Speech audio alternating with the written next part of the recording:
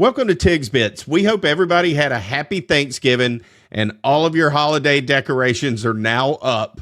This is going to be a laid-back show. We're just catching up on some of the things that we haven't had a chance to discuss lately, like UFOs being housed by governments across the world for reverse engineering, and our recent interactions with the viral plane lady, Tiffany Gomas, and a whole lot more. Look, if you're looking for a great Christmas present, head over to tigsbits.com and check out our merch store. We have shirts kind of like the ones I'm wearing, tumblers, coffee mugs, all of that stuff for sale. And look, if you're a company wanting to grow your brand and you're wanting to be a part of a rapidly growing podcast, shoot us an email, tigs@tigsbits.com. We'll be happy to help you out. Come and take a visit with you. With all of that said, let's get into it.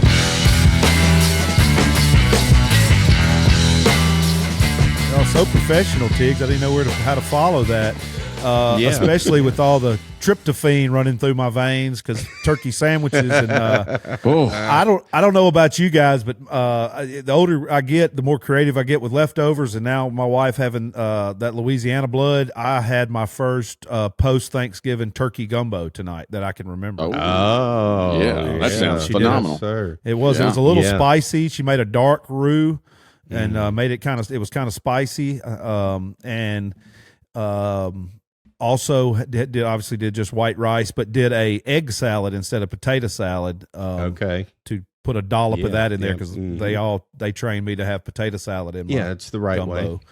So we did egg salad instead tonight. But fantastic, and sandwiches galore. So I hope you guys had a good Thanksgiving. I know we talked pre-Thanksgiving, but everybody survived. It looks like. Oh yeah, made it. We did. Had an excellent one. Ate too much, all of the good stuff. Ate a lot of cranberry sauce, the good stuff. I tell you, boys, I got a little flack over that. Some people started DMing me or DMing us on social media and stuff of like, I got texts. Pictures of people making their little chutney or whatever. I'm like, just get out of here with all of that garbage. Again, there's, you're not going to change my mind on this, no. But I indulged in cranberry more so than usual. Probably ate 2 cans of it. We had the kind that had actual cranberries in it. The chutney or whatever they call it. Yeah. And I've still got some in there I'm going to use on other I know things. You do. Of course you do, because it never gets gone. I mean, if I'm going to continue this fight, it never gets eaten. It's too much. It comes in the same size it's of a can waste as of everyone's peas. time. Well, it's kind of like it comes in the same size can as a can of peas. Well, you're going to eat several spoonfuls of peas. You're just not going to eat spoonfuls of that. They need to make it in a smaller container. Problem solved. There you go. You just need a little smaller dose there, like a Rotel can or something. Tomato paste even. Yeah. Let's get on down there. We don't need a bunch of this. Tiggs, before I forget, I thought about this earlier. You know what we should do before we start the show every week is send a tweet out just saying, "Hey, anybody got any questions? We're about to record." Never know. Oh, that's a good idea. That's a great idea. Cody did that on the Justin podcast the other week because we have a text line that he can send a text to everyone. Well, I was like, that makes it easy. Yeah, if somebody will throw a few questions here and there when you get to I wrote that down. That's a great idea. Fantastic. Easy. Yeah, it's easy to do. It will get engagement, and just give somebody a reason to comment. So even more of a reason everyone listening should follow Tiggs Bits on X, formerly known as Twitter, and that way when we do a show next time, you'll see the tweet that asks if you have any questions for the show, and your question, good chance it'll get asked on this show. A very good chance. Blasey, did you have family in town for Thanksgiving, or did you travel? I know I saw pictures of you on the road, but did you have Thanksgiving and then get on the road? So we went up to Childersburg with her dad and her family, and so I went and spent some time with them. And so they did Thanksgiving. Hey, I'll tell you what, they take their dressing serious, and I appreciated it. They had really good giblet gravy, however how you want to say it. Like, it was really good. I had about a half a plate of that, just as I normally do. I'll give them if we're doing like the pizza reviews that Dave does, what is it, that's a good, it's close to a 7, 9, 8, right in there. It was really solid. That's a high score, and that's a high score for Dave. It is a high score. I was very, very, very pleasantly surprised. So no, it was good. And we drove back. So we went up there that day, drove back that day, took it easy. I actually got, or our buddy Lance gave me a couple tickets to the Iron Bowl. So I gave actually those to Amanda and her son Noah. They're both Alabama fans. And I was like, here, y'all go. I'll sit right here. And so on Saturday, I did some grilling and chilling and hanging out, cooked a couple of Cornish hens. So that was my grilling day. Had some cornbread, made some collards, like, yeah, that was a nice after Thanksgiving meal right there. Absolutely. So, yeah, you got to eat somebody else's good home cooking for Thanksgiving and then go feast your own post-Thanksgiving meal for yourself. Yeah, nice. That's right. And watch the Troy game at 11 and then rolled right into the Iron Bowl right after that, at 2:30 or whatever time it was. And yeah. Phenomenal. Nice. Totally Fired up thinking about it. Oh, yeah. That's great. Well, it was good. Yeah, well, that's awesome. And everybody, you made it home safe. Tiggs, did you get on the road or did you have people at your house this year? I did not. It was very low key. My dad wasn't feeling well. We were all going to go I didn't cook for Thanksgiving either this year. First time ever. It's kind of was a weird Thanksgiving. We were going to just eat Thanksgiving lunch at Piccadilly. That Dad's going through a cancer deal right now, and his mouth, and it's just tough for him it hurts for him to eat stuff, but he can handle a little turkey and dressing from the fine folks at Piccadilly. But Absolutely. So we were going there, and then we I used to go there with my grandmother all the time. Oh, it's fantastic, man! I love that great. place. So yeah, my son got introduced to it. Turnips are good. Everything was good. There's not a bad thing there, man. So and they had the full menu. I just thought it was going to be, just dressing, cranberry sauce, the normal stuff. Oh no, it was just like another day at Piccadilly, and we ended up going at like 4:00 or something. We went late. Because we had, this is what we did. Maybe new traditions. We may have formed new traditions this year. We went to Waffle House for brunch. Just my family, just the four of us. Yeah, pigged out there, and it's just the best. And they know us at the Waffle House on Segan Lane in Baton Rouge. Tell them Tig sent you. Absolutely, they're good people. They really are. I love that place. So we go there and had a little brunch, and then went to Piccadilly. But on Friday, I was responsible for cooking briskets for our tailgate. LSU played Texas A&M on Saturday and beat them. But nice W there. A good W. And but I was responsible for briskets, so I cooked 3 of the largest briskets I've ever purchased in my life. One of them was a little over 22 pounds. Good Lord. Carved those bad boys up. So I cooked all day on Friday or Friday afternoon on into Saturday morning, and then we served that stuff at the tailgate after the game. Because our game was also at 11:00, and we had a tailgate post game that rolled to about 5:30, 6:00 that night, and just a good time. That brisket, it got destroyed. Like they were people that stayed at the tailgate. They started trimming it, started slicing it and all as the game ended. And we're walking out of the stadium. It took a while to get out of the stadium, like 25 minutes. By the time we got there, I had one little piece of the brisket, so at least I got to see what it tasted like. You get a little sample. It was top notch. It met my standards. Just that one bite, but that thing got destroyed, man, or all of them did. Dang, I've got to cook. Crazy. Yeah, I'm going to cook more next year. And I thought an 11 a.m. game. That's the lesson learned there. Cook more. That's what Darren said, our tailgate guy, who are the king of the Cajun Tiger tailgate. He was like, when are you going to cook more than 3? I'm like, how? I'm going to have to do it for 2 days. I guess I'm going to cook 3 one day and 3 another day, but we can reheat them out here. It's like, well, it ain't as good as when they come hot, fresh, in the cooler, ready to go, never been touched, never been refrigerated, just ready to roll. I like the tag you tagged on that when you said new traditions. A Weird Christmas, I thought, well, that's a good name for a podcast. And then you said new traditions. So maybe weird Thanksgiving, new traditions, because I kind of had a weird Thanksgiving with new traditions as well. It was good. Yeah. I had my family here, and it was good, but just different. We've always done it at my grandmother's. Didn't have dressing. We just cooked some different things, non-traditional and some traditional, but it was different. Just like you said, a weird Thanksgiving, new traditions, but it was great. Loving. Everything was good. Good. But now that that's over, while I'm staying on topical things, I know on the radio, everyone's been inundated with Christmas music already. In your neighborhood, you've probably got a few neighbors that already have their lights up and their blinky stuff going on. How do you guys feel about that? Are y'all ready for Christmas? I mean, we're literally 4 days after Thanksgiving. Are you guys, let's go Christmas mode, or we like give it a break? We'll fire that engine up in a week or two. We're wide open here at Tig's Bits, as you can see by the graphics. Tiggs is like, I got a candy cane in my eggnog right now. My elf slippers under the desk. I am wearing elf slippers. You just reminded me. I got to get on my app and turn my lights on outside. Yes, they are. I decorated on Saturday morning. I love it. Morning, I got home and I got up, and I say decorated. I just got my electronic stuff out. So I got my stuff that projects on my house. I got my candy cane. I got these things that coordinate together, and I can do it on my phone. I can play music, and all the lights move to music. Pretty simple. It's not like the most sophisticated one, but it's not bad. So I've got it up. That's it. I bet no it looks trees, nothing else.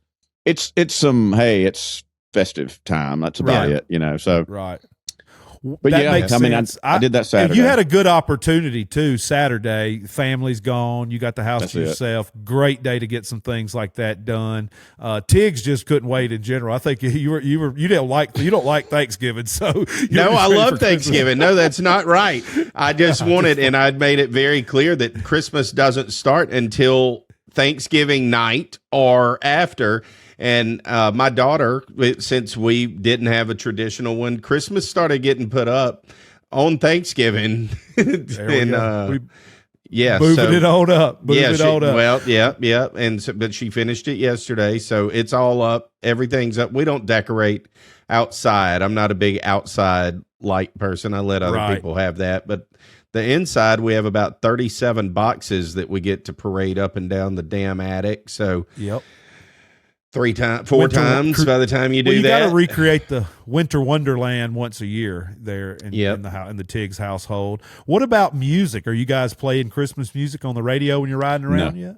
Not yet. We listen to 96.1 The River on the way to Waffle House, which is playing 24/7 Christmas music here in Baton Rouge now. I love it. Yeah. I'm all in, baby. I'm all in. Sharice and I had to go to the Floribama yesterday, and we drove home at night, and both the city of Gulf Shores and Orange Beach have a lot of their lights up along the major roadways. So, and then the condos and some, coming along the road.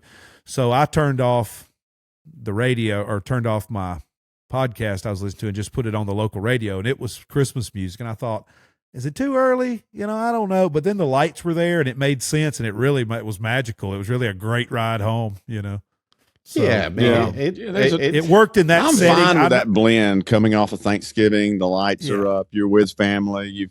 You know what I mean? That's a good segue, But I didn't listen to it before. Right. Well, and even today, I didn't listen to it on my normal day-to-day today. Now, when it gets closer to Christmas, day-to-day, I will just listen to Christmas music all day long. Yeah. I even on the boat the other day, I played Andy Williams Christmas compilation album or something, just because I wanted some subtle music, and I thought this was Friday, the day after Thanksgiving, so it's legal. And I thought this will be just some peaceful music, and we'll get in the spirit too, and it was perfect. So, and what about on the back end of that? And I'm sure we'll talk about it once the holidays are over, but are you guys taking Christmas down before New Year's, or does it kind of linger on until you get to it? Well, I mean, we start to, it starts to come down pretty much after New Year's. Like, I like to keep it up through then. Yeah, what's funny, Brantley? You completely changed my mind over a Christmas tree. You taught me this tradition, New Orleans tradition over there. I mean, our Louisiana tradition, I should say. And it is, let's turn this Christmas tree into a Mardi Gras tree. Exactly. And I thought it was brilliant.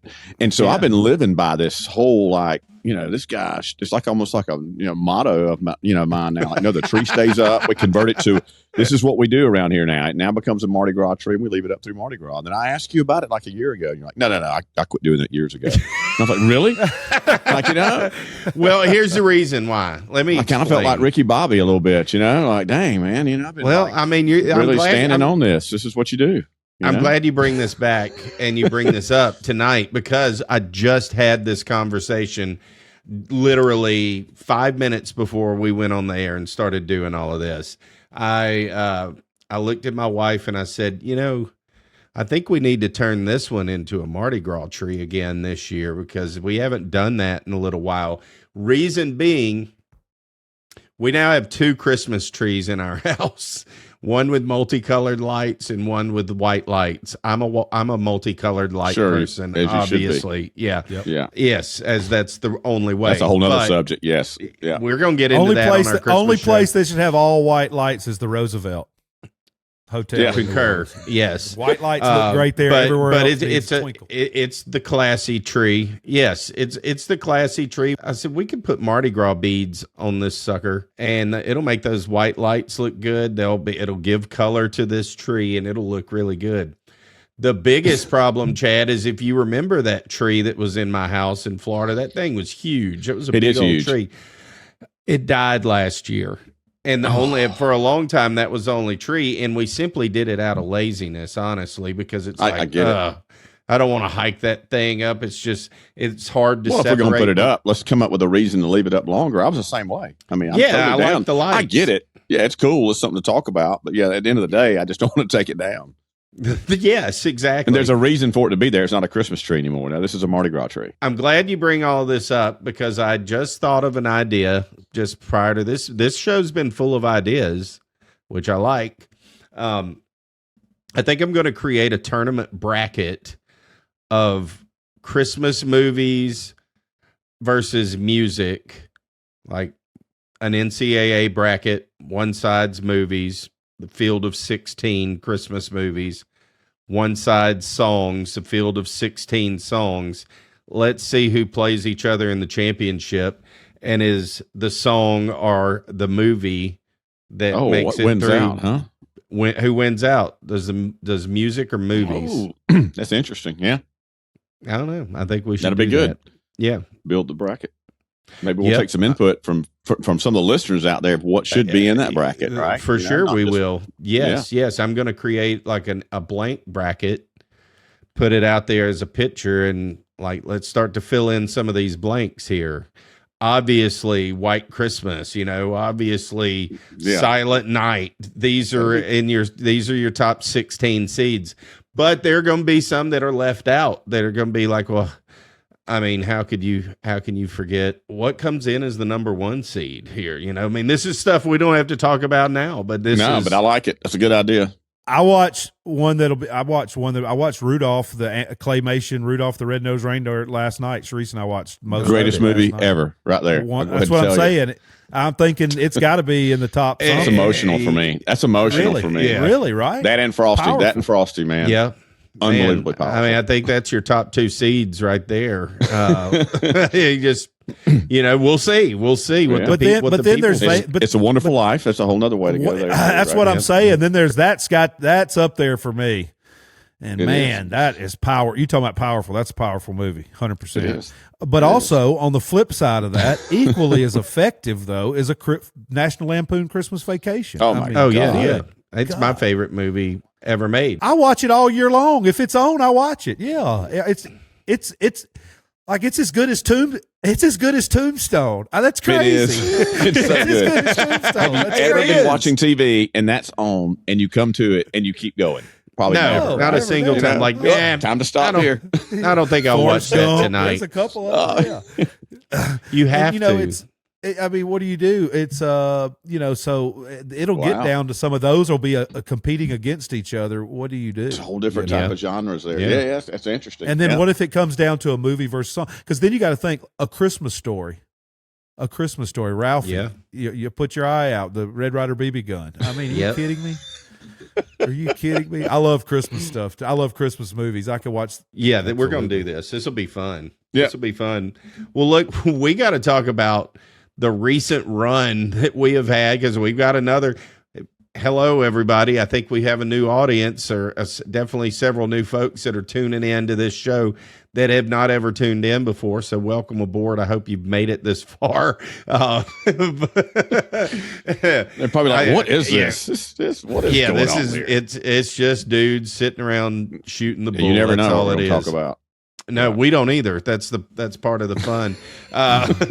But if there's an episode you really like, tell your friends about it. And if enough people love it, whatever that topic is, I promise you we will talk more about that topic. You got it. Absolutely. That's exactly right. This is what we call casting a wide net. That is what all of 2023 has been. And I'd say we've definitely achieved that.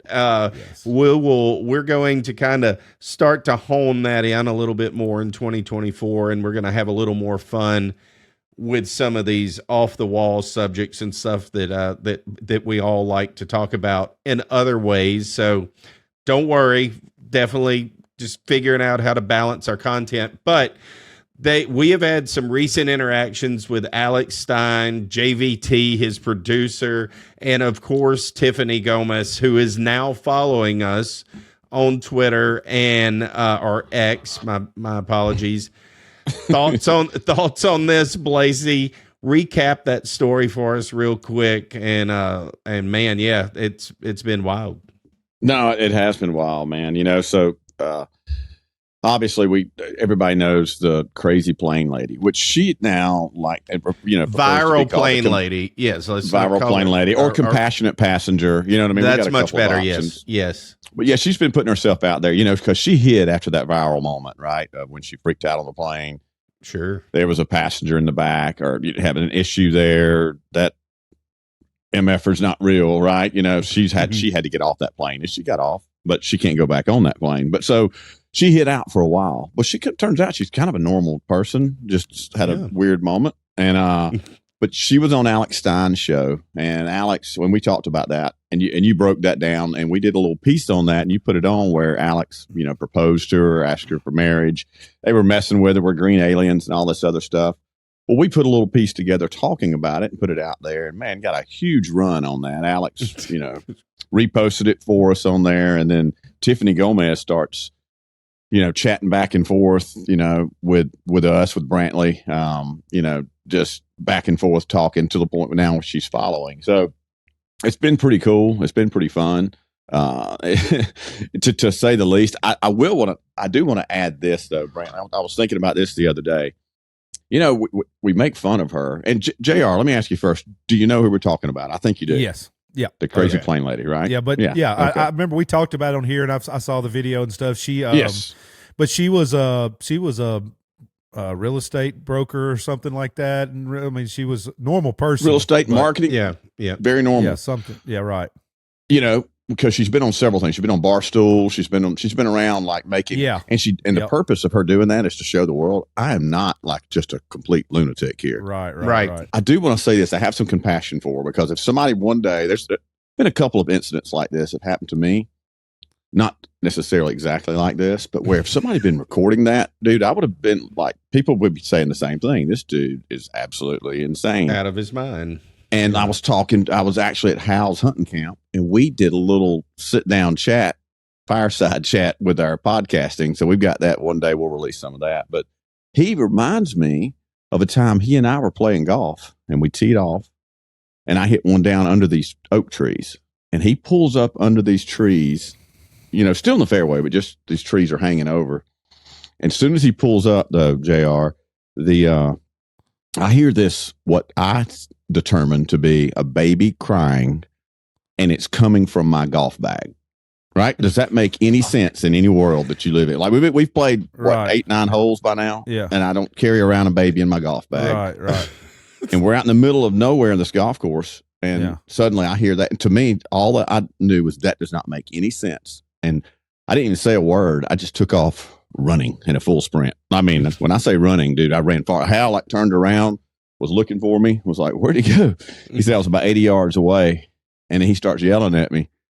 And he realized, why I'm running. And there were these kids in a tree above us. I don't know why they're out on this golf course. And one of them made a noise that sounded just like a baby coming from my golf bag. And I just knew that doesn't make any sense. And I cannot process it. But I've got to go. I've got to get out of here. Right. But then if you take that in context, there were children above you messing with you, then it makes total sense. It was just taken out of context. And you running, that's funny. A lot of people run on Hal, Blasey, because I got a story. One time, Hal, the first time, I got to quick.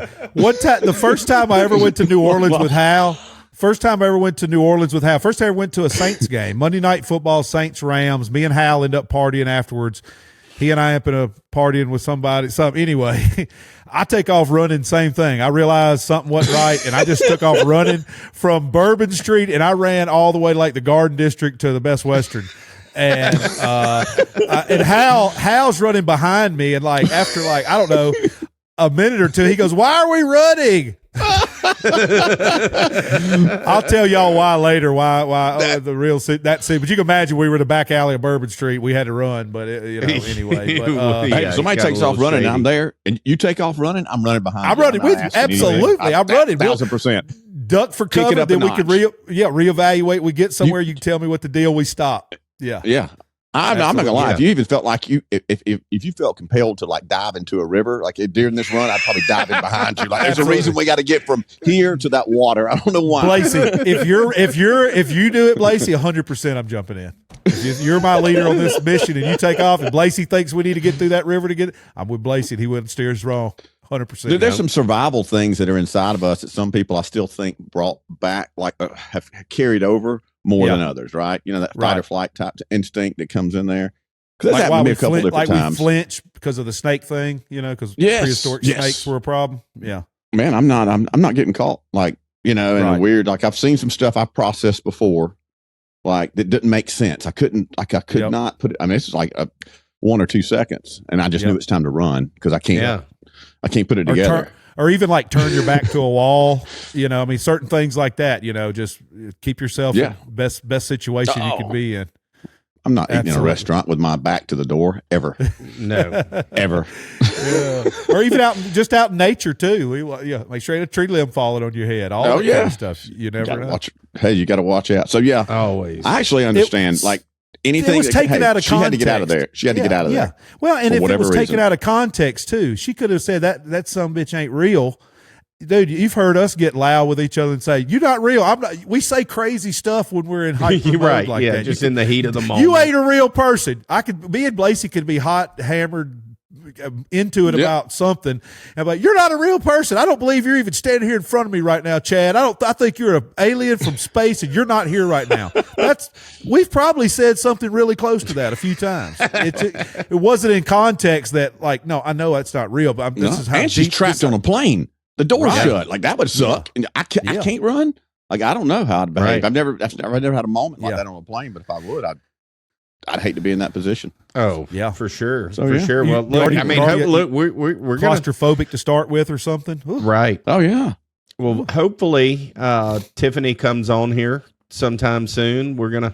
We've asked her. She didn't dismiss it. She hearted it on X. So, nice. Tiffany, if you're listening, we love to have you, and we look forward to you coming on. We're not going to be hard on you. This will be the most normal, the compassionate passenger on here. We would love that, and we will be normal. We won't have green aliens. This is all going to be virtual, by the way. I mean, we're just going to do it like we do it. We're not going to all be able to be in the same studio at the same time. So your home, safe space, safe place. And I have questions. I have questions about just travel in general because obviously she travels a lot. She's an airport. Yeah. She went viral on an airplane. I fly a lot as well. I'm sure we could converse on some of that stuff because I have to do my breathing exercises on the plane. It's not always comfortable. I'm a little claustrophobic anyway. I don't like tight stuff anyway. And that plane, it's a whole deal. Like you mentioned, what kind of day you had, rest you had, food you had. All that stuff could come into play, and a 10-second clip taken, you never know. So I'd love to hear about it. And if she's a friend of the show, love for her to come on. We ain't even got to talk about that if she doesn't want to. We can just rap about whatever's going on. Obviously, that's what we're good at. So if she wants to just come on and chop it up about barbecue and whatever else we're talking about, that's cool too. Because I'd love to meet her. Like I said, I've seen the clips where she's done some other press and things lately, and yeah, it's interesting. Like a lot of things we talk about on here, it's multi-layered and multi-dimensional. You sent us the AI thing a few days ago, and then today there's another, another confirmed come out, stuff coming out in the news. I had a friend of mine at the Floribama today text a picture, and no one can really explain it. There's a big green orb out for the Floribama today that no one can.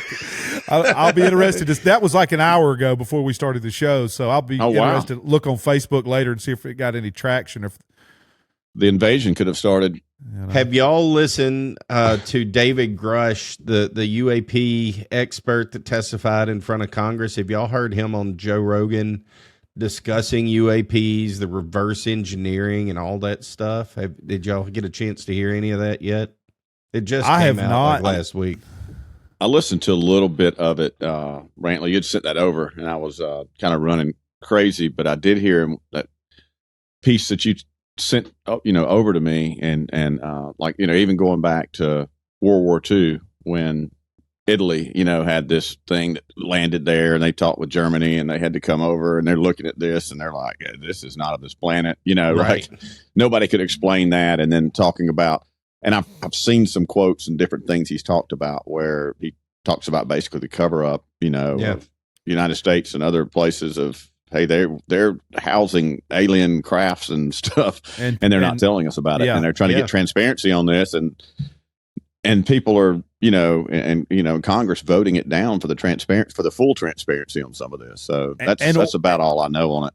And not just machinery and equipment; it's organisms as well, is what I've heard. In that on a Rogan episode a few years ago, when he had the guy who came out, was the one that had worked at Area 51 and came out with the information, and basically confirmed some of the same things, I'm sure, on this interview, which I've got downloaded. I need to listen to it soon. But the reverse engineering, the compartmentalizing of people doing things so no one really knows what's going on in the next step on anything, and the reverse engineering with these. But doesn't it make sense with the propulsion system? Because that's the most baffling thing with any of this stuff. And if they have and also think about too who the government's in bed with and who makes money off energy, and if this is an energy source. I don't know if he talked about that, but boy, it sure makes sense. All that type, yes, I'm sure. Oh yeah, and those the congressmen, senators that are in the pockets of those guys who are those aviation experts, I guess you would call them.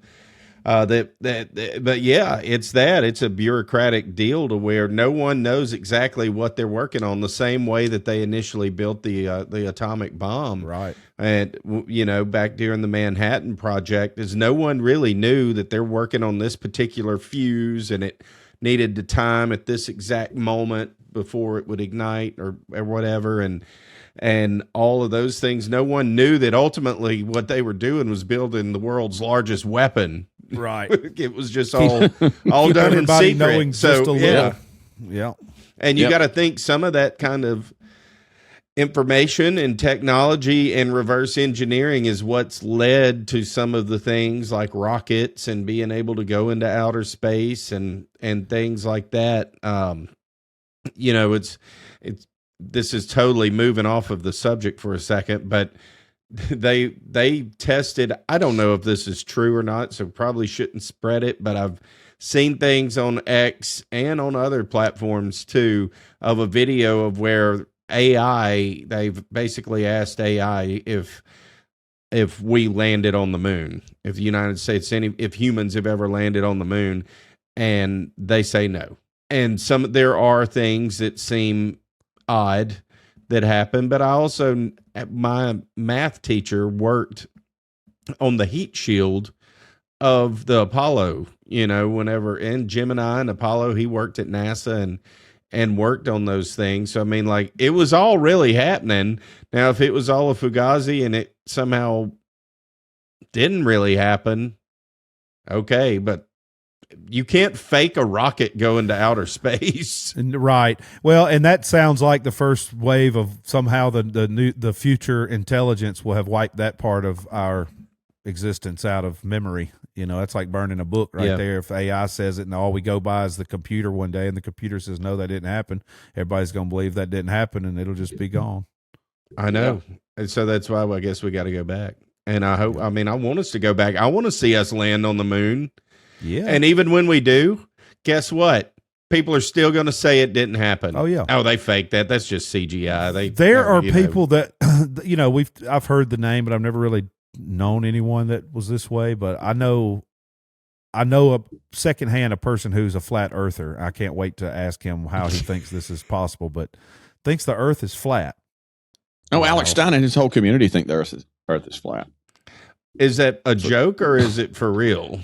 There's a lot of people. I've been on that show, you know, that we went on that night. Like a lot of those people that come on there, big flat earthers, you know, like, and Alex stays in it as a flat earther. Him and Jimmy, his producer, argue about the flat earth philosophy. So, you know, I don't know if it's a little bit of a shtick, but whatever he's got going, but he kind of stays with it. But I mean, it's just like people that think this is a big, like a matrix or whatever, you know, or this ain't real. Yeah, like a simulation.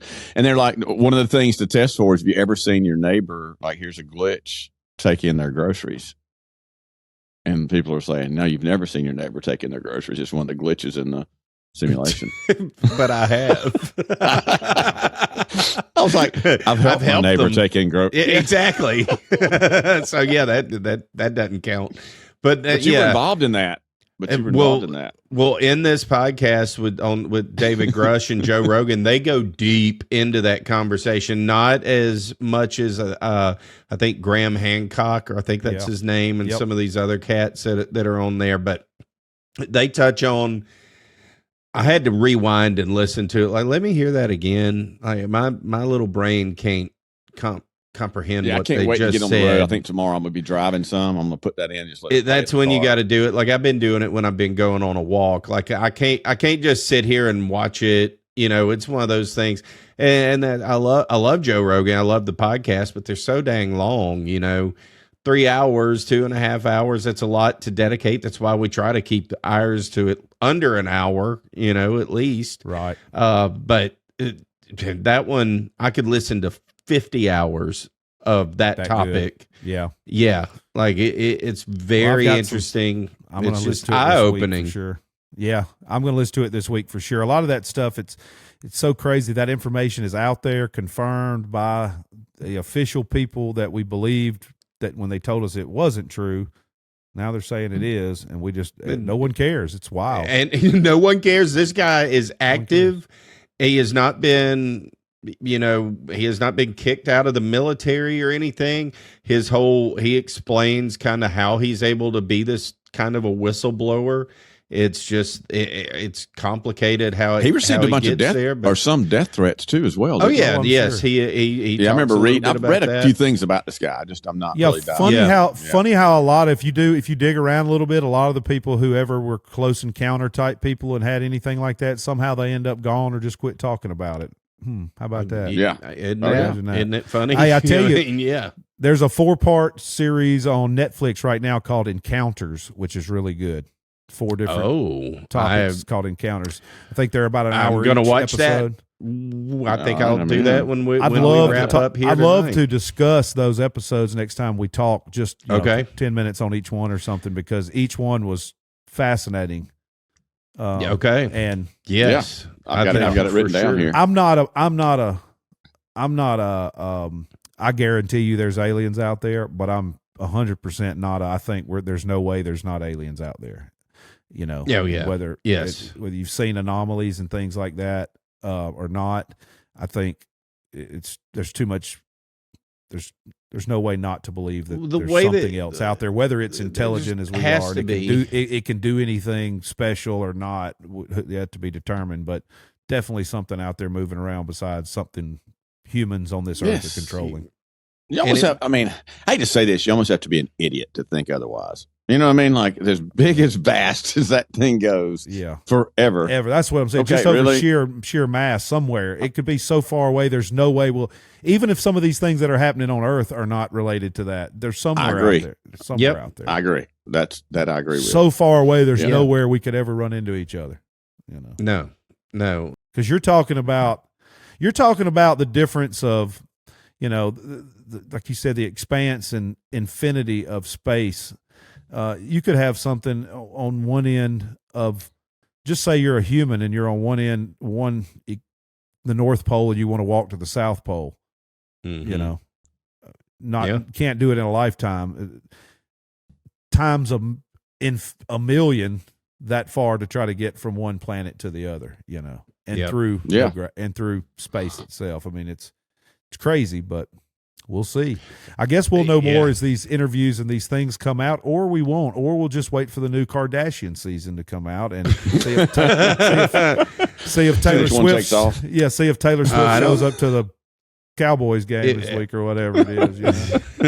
Who gives? I mean, crap? That's really. I think that's all that anybody's living for these days, because they could care less about the fact that all of these different governments have non-human remains and non-extraterrestrial vehicles in their possession that they're reverse engineering, confirmed publicly. And we didn't just get them. We've had them for 60, 70 years.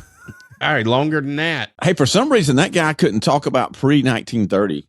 Like, I wonder why he's so locked down on that. He was like, I can't discuss anything prior to that. And then Joe Rogan's like, well, why not? He was like, are you saying that happened?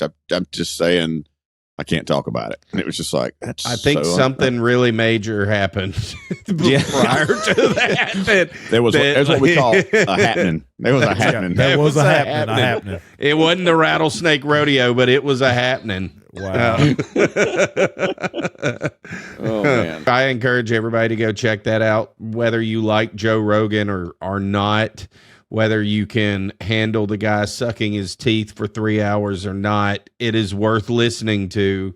It's fantastic, the information that he says, and you're going to have to go slow. Like, when you listen to it, be focused. You can't do something else, because you just kind of have to visualize what he's saying. It's deep. He gets deep, and it's. What do you mean sucking his teeth? Like, what do you mean sucking his teeth? He does a lot of. Oh, he's a big sucker. I didn't call. We shouldn't have said that. It's like telling me. I know. I shouldn't have said that. I know now y'all aren't. That's all I'm going to be looking for. Well, I've listened to the whole thing, so you're welcome. That's like a buddy of mine. Doolittle told me one time, he was like, hey, listen.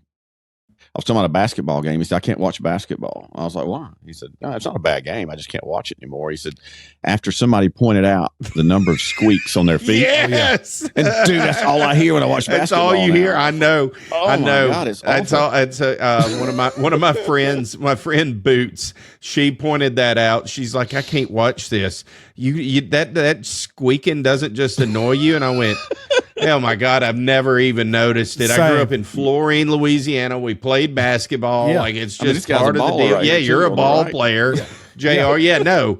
No, my but wife. now that's all I wife, hear it when I go to games. Like, but it still doesn't bother me. But I notice it now. My wife said that several years ago. She said, I can't stand with all the sneakers squeaking. And I had never really thought about it. And now I say that's all I hear. And if I go play, that's all I hear. Rub our palm on the bottom of our shoe just so you get better grip on the court. I play outside, so I don't have to hear the squeaks. Yeah. Oh, yeah. You on that concrete or that tennis court type surface or something. Exactly. Yep. But I do. When I'm inside or I'm watching a game, I hear way more squeaks than I used to. I can tune it down some, but but yeah, 100%. That's wild. Now, you listeners out there are going to have the same issue. Enjoy the rest of the NBA season and basketball season this year. I got to give a shout out to our little buddy Murphy Laird and JR. Oh, yeah. I think I sent it over to you. So he went up to the Troy, Louisiana game, and I couldn't make it. And Murph's come on one night. We recorded something up there in Troy one evening. He just thoroughly enjoyed it. And I was like, the night was late, and I was like, told him, hey, buddy, I think we're going to get you involved in here. I can't figure it out quite yet, but we're going to get you involved. Like, you're part of the team. So, dude, he goes up to Troy the other day, walks down onto the field with no credentials whatsoever, walks down to the field, realizes I couldn't make the game, goes up into the locker room, goes up to the head coach and says, hey, listen, I don't have my credentials with me. He said, but Chad Blasey sent me with Tiggs Bits podcast, and I want to see if I could come in for some of the post conference, like the post game interview or whatever. He was like, he put him with his ops guy. He said, absolutely. Put him with him. He goes into the locker room. He's in there. He records the whole like post game speech to the players. Like he's got a great video of that. He records the press conference. I mean, dude, he goes in there with no credentials, without anything, gives that all to me. And we sit down and we record, we talk about it the other night. So I want to give him some props. He is our, we now have a field correspondent. He's our first one. He's our official field correspondent. 12, 13, 12. Yeah. Like, yeah. Oh, yeah. Wow. He's dialed in, though. So, Murphy, appreciate you, buddy. That's awesome. We're going to get some of that out there. We got that footage. We're going to get some of that out there. So we are. Bear with us, bud. We got your editor over here has been swamped, but fully plan on getting to it this month and cutting up some stuff because you have been killing it, and he's good. Yeah, it's not really just good. It's not that he's just killing it. No, he's good. Like he is very good. He's professional. It's amazing that these kids these days. Oh, he ended up in the coach's office, hanging out in the coach's office, hanging out with Coach Blakeney, who's the former coach, legend. And he's getting to hang out with him, and then Larry's asking him to hang out with him longer. Like he was like, dude, he hung out with everybody. Wow, he was all over the place. I was unbelievable. Like, wow, this guy's getting way more access than I am. Just another huge asset to the show is what he is. He came to a festival we played in Panama City a couple months ago, and he was backstage with me. And same thing though. He's running. He got his pass. He was gone. I mean, he was good. It was crazy. He knows his way around. He knows how to get around. Isn't that awesome? Yeah, because he had the handler shirt on and all that, dressed Shades, up. And it's like usually like a mini handler. Yeah, he was a little mini JR that day. It was awesome. I think he was telling people too, though, oh, you here to see Justin Moore? He's like, no, I'm here with the handler. Yeah, that was funny. Yeah, he's great. Well, yeah. Well, I look forward to it, guys. I'm going to watch some football this weekend. We got the SEC championship game and a Sunday, and I'll be ready next week to talk football. I had a good time chit-chatting with you guys this week about random things and some weird things and some new traditions. It was good to catch up post-Thanksgiving. I definitely want to say again to everyone, thank you for listening to the show. Thank you for commenting, questions. Next time we record, we're going to send a pre-thing out, so be looking for that on the Twitter X platform, Tigs Bits Podcast. Oh, I should have wished my mom a happy birthday today. I didn't do that. Well, you just did. Happy birthday to Chad Blossy, the one-man posse's mother. What's your mom's name? Yep, Mavis Grimes. Hey, happy birthday, Miss Mavis. Yeah, there it is. Yeah, I wasn't able to go see her today, so I felt bad. Like I had the craziest work day, and like she went to the Alabama-Auburn game too. I was going to try to come down here and watch the game with me, and she couldn't do that. So it's like next thing you know, it's her birthday, and I'm like 6 o'clock. I'm calling her, walking in the grocery store. It's like, I'm so sorry, but later this week I'll get her down here. We're going to cook for you, cook a steak or something like that. So well, happy birthday, Miss Mavis, and boys, let's do this again next week.